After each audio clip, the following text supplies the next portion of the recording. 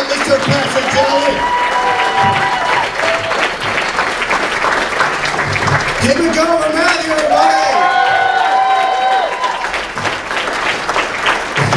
This is our favorite part of the show. This is where we like to take questions from the audience or tell road stories, stuff like that. Because we both kind of know each other's show pretty much verbatim now, and actually it got us in trouble when we were in Iraq because Matt. Oh, giving signals? We give signals to each other. Like when he skips a joke and give him a signal that he skipped it. When we was over in Iraq, he had this blowjob joke that he forgot to do, so he was going to give him a signal they needed to do it. As I'm signaling, I realized there's only one way to signal a blowjob joke. And Iraq is not the place to do it either. I was on stage, I'm partway through this other joke, and out of the corner of my eye, I catch this idiot in the back of the room doing this. And I was just like,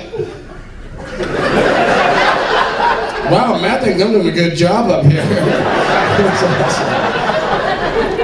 We try our damnedest always to try to make the other one laugh, because we find it's very difficult to do, especially being other comics. And like I said, to go to Iraq, we had to go take a physical before we went over there, and we knew we was going to have to give a PE test, so I walk into my stall, he walks into his, so that's the way we prefer it.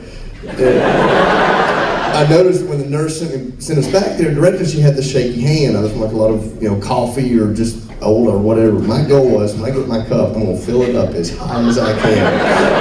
Like where it's just the surface tension holding it on. That way I walk out of my stall, he'll see it. Remember the nurse with the shaky hands, he'd giggle, I'd get a point, he'd beat me to it because he planned ahead. Yeah. As soon as I knew we had to give a urine sample, I brought a little slice of an orange and a paper umbrella with me.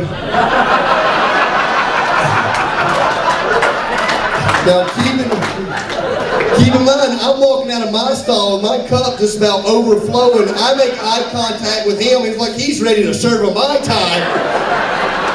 It made me chuckle. Do not chuckle.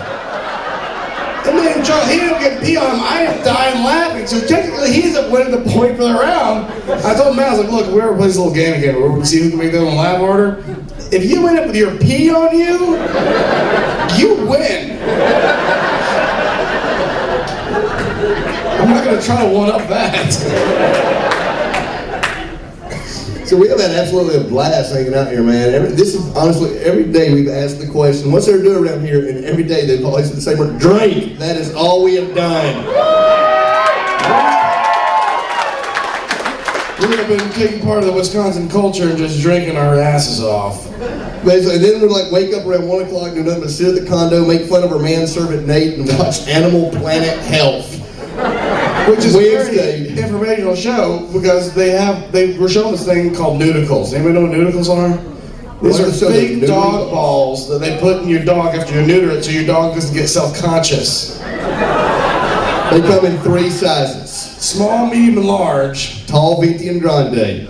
So what we've decided we're going to do is we're going to buy us a Chihuahua. And give it Great Dane balls. That way it looks like one of those like drag cars going in with the parachutes deployed behind it. That way you don't lose it at the beach, right? Or in the snow. Or in the snow, because you see your little trenches there, you're like, oh look, there's Dorito. Look at it. And what, hey, can you only buy 2? Because what if you want to like just get a whole cluster of them and pack them in on the bottom of your house? A pack of grapes hang off the back of your dog. Or if you're bored of the house later, just...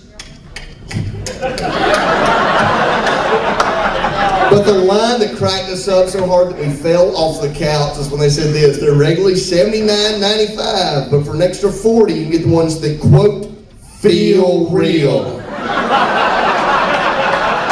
Yeah, because you don't want a skeptical neighbor coming over and checking on your doggy balls and realizing you didn't pay the extra $40.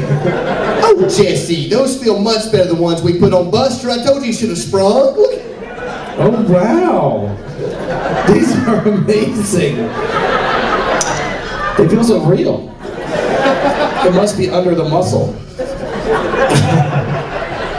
I just like doing this, the imaginary dog ball. That's my favorite part right here. So they're like, I don't care how shitty you think your job is. If you're a quality control guy at Dog Ball World, where you got to hold on to a real set and give them an inspection and all the other ones coming off with the fake ones attached, give them a couple squeeds. There to go.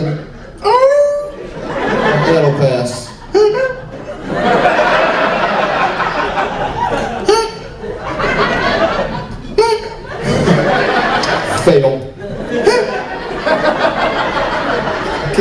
balls. You kicked him right in the balls. Throw it back. You got it.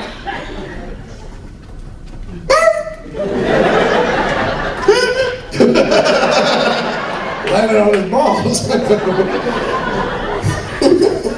Can I, is there a waitress in here? Can I get 2 shots of Jaeger? Man serving Nate. Jaeger. Yeah, where's more? Look at him scurry.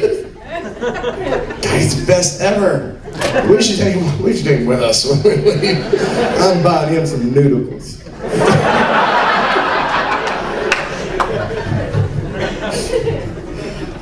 Yeah, we like to travel around. We got to see the whole country since we've been out here. We like to go to museums and see parts of the country. We've been to every Hall of Fame, We were in the Spam Museum in Austin, Minnesota, which honestly should be now called Awesome, Minnesota, because this got the Spam Museum. Sweet. I didn't know Spam needed a fucking museum, I'll be honest. But we were in the one for Slim Jims, what I want to know. We were in Louisiana, and we were just outside New Orleans, and we saw a sign on the side of the road as a billboard that said, Prostitution Museum, next exit. Fellas, if you're doing 90 miles an hour down I-10 and you see a sign that says exit now for Prostitution Museum, you're jettisoning across 3 lanes of traffic. At least for the gift shop. Yeah, pick up a gift certificate to the horror store. Because my mom's birthday's coming up, I want to get her something nice.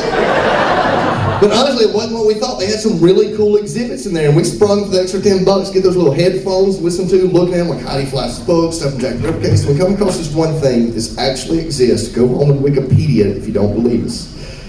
Does anybody know? Do you know what a merkin is? Merkin. According to the guy on the headphones, a merkin is a pubic wig worn in the 15th century due to syphilis or lice. Prostitutes have to shave their areas and put a merkin in instead. Awesome. Like, how would you sell that today? Who would need to buy that? Who would need a toupee for down there? Who would need a piece? A snatch patch. A snaggle fraggle. A muffler cover. You know, you can't walk into Macy's or Dillard's and pick up one of those things. You know, the only way to actually get one, I don't know, infomercial. Yeah, infomercial would be the best way. Billy Mays, the OxyClean guy, could have sold that probably pretty easily. Yeah, if he hadn't died, he's the only one that could have, because he had a clever pitch, a lot of energy, you know, come out there really loud right out of the box, had a powerful slogan. You know. Make your uterus more cuterous! With the vulva veil! You thought the ShamWow was absorbent. It's regularly $19.95. But if you act now, we'll give you a second one for free. So you can wear it as a beard on Halloween.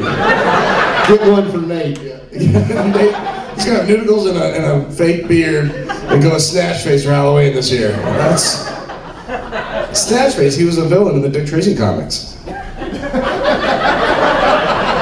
Sam and Jay at the station house right away. Snatch Face is back in town. How can you tell, Tracy? Something smells fishy.